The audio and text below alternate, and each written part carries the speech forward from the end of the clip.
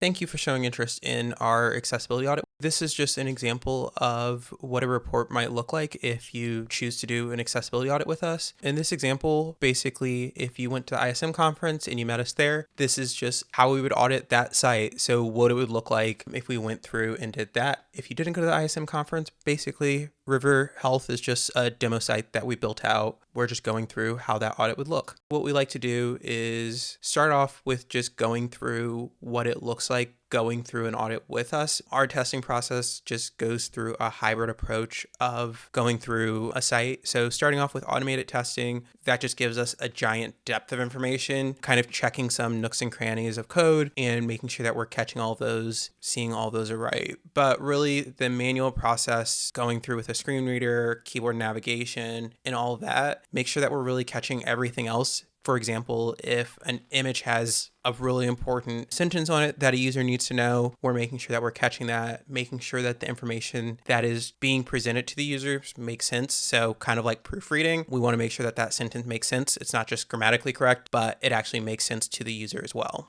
When we're looking at your site, what we try to do at first is just give you a big overview of what are those issues that we're finding. So in this example, anything for WCAG, it has to be AA compliant at the very least. So it goes A, AA, and then AAA is like the most stringent, but really with the AAA, it's not required by Section 508 or WCAG or ADA. All of those are really just kind of exceeding to a giant degree what is necessary for accessibility standards. So we recommend to follow what they ask for in hitting AA standards. But what we will do is kind of pick and choose a few of the AAA standards that we find are good to hit that won't really mess up your site. Like, for example, in AAA, it's a really high contrast ratio that kind of makes stuff black and white. So oftentimes we don't see that as a good example to hit, but there are other ones that we do try to hit within those standards. So we talk through those and basically just give you an overview here with examples, number of issues, and all that so you can see where those are. And then we want to give you an issue type breakdown. So when we talk about number of mentions here, basically what we're saying is you had 30 times looking at that left bar that you had contrast issues throughout the site versus maybe like around 15 to 20 screen reader issues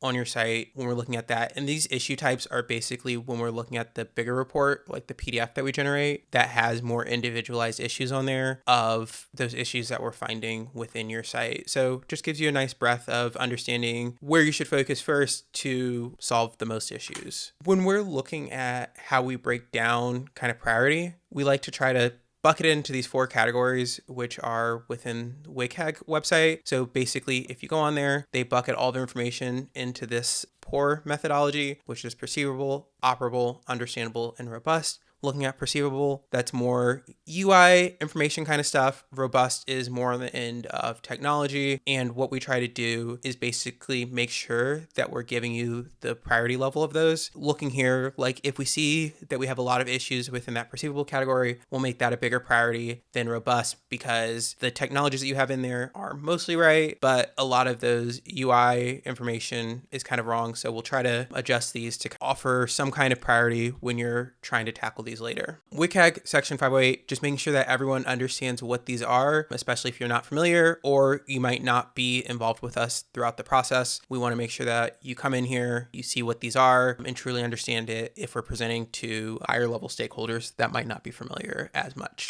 So when we go into the website, what we try to do is give individualized examples of where we're finding those issues. So kind of looking here, there's no way of telling what page you're on, which is a bug according to WCAG. So we just want to show you where we're finding those, talking through like a whole page that might have issues. So here, there's a contrast issue. So walking through that and talking you through those examples so you understand those, carousel, if stuff is moving too fast, there's no pause, it's hard to use for screen reader. We'll talk through those and really just understand how those things reflect back into the report. You have more of an opportunity to ask questions here versus having to look through a report on your own and then asking questions. We find that kind of giving some of these examples early allows for some initial questions so that when you go into the report, it doesn't feel as much. And then just a quick recap, kind of going back through those things that we went through earlier, making sure that they still make sense, and then just giving a quick example of a homepage redesign if we are your development team, or in some examples, if you guys are trying to get stakeholder buy-in and you guys don't have developers or designers, we can come in and kind of help out with that as well. So just showing you what some of those things that we went through might look like and how that would look.